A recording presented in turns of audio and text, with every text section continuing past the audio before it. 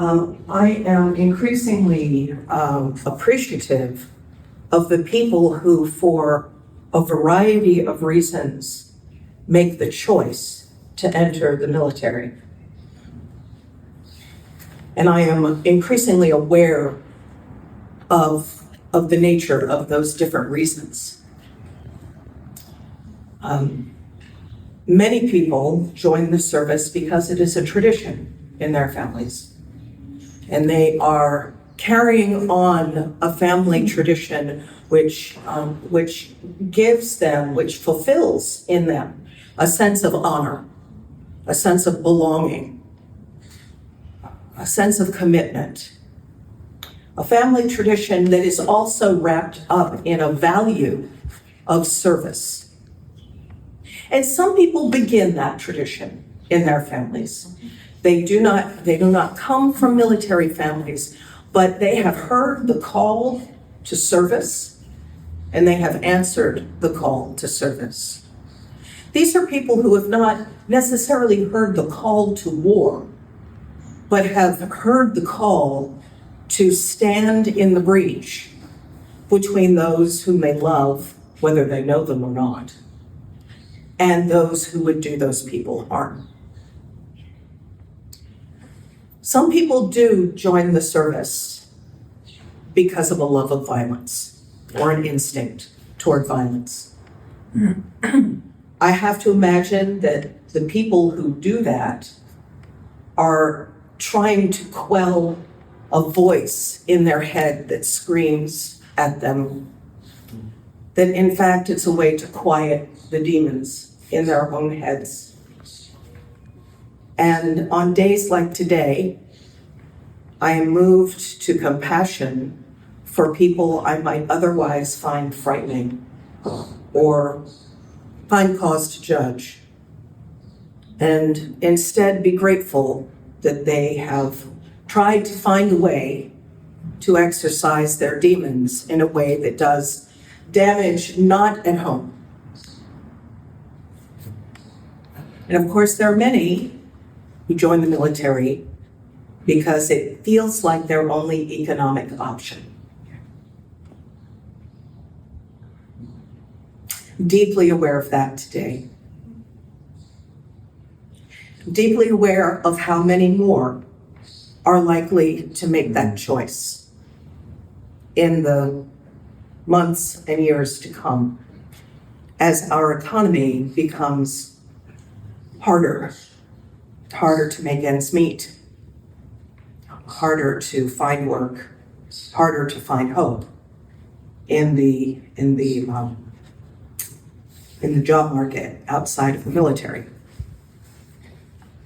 Many people who do that discover that they have gained much more than economic security.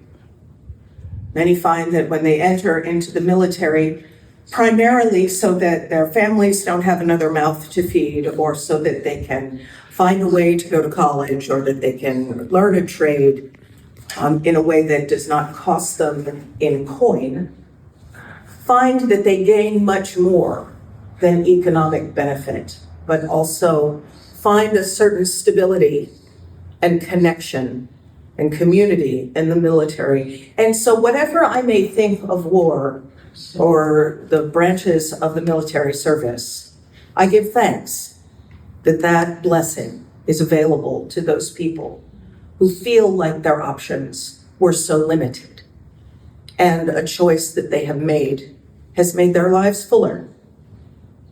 I'm grateful for that. I'm also deeply, deeply aware this year, in ways I'm ashamed to say I have not always been aware, of how members of every one of those groups and others that I haven't named or couldn't name because I couldn't think of them, how many of those people died in military service.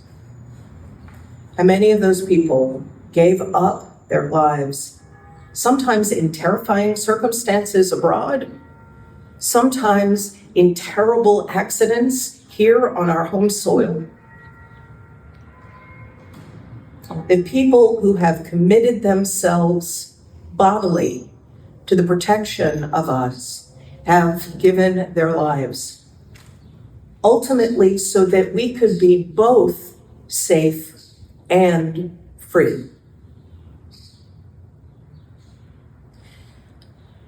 I think it's a day when we ought to be able to come together. It's a day when we who believe different things about what freedom means ought to be able to at least come together to be grateful for a vast cloud of witnesses who stood between us and real or perceived danger, and did that from a place of necessity as well as desire. I give thanks for that. And I hope that all of us can take from this sacrifice an opportunity to ponder our own commitments to service and to the well-being of other people, can really think about what matters in our lives and what is worth standing in the breach for, what our call is, because each and every one of us is called into service of some kind. I hope that as we ponder those who have given their lives both in battle or in military accidents, and those who have come home and brought the battle with them and found themselves unable to live with the battle that continues to rage within them. Hope that we can find within ourselves the courage to act on that call to service, to be willing to put ourselves out for other people, to be willing to take risks for the sake of other people. Not all of us are called to fight physically, but all of us are called to care deeply. All of us. And I hope that on this day, we and all others who are pondering this day may remember those who cared deeply enough to die. And there's those who cared deeply enough to die, but did not die during their service, and found insufficient care when they came home. Not necessarily because of wickedness, not necessarily because of unkindness, but because of a certain thoughtlessness that we've had for veterans who come home so deeply maimed in mind that we have not been able to find a way to care for them and stand in the breach for them between their own souls and their own lives and the demons that assault them.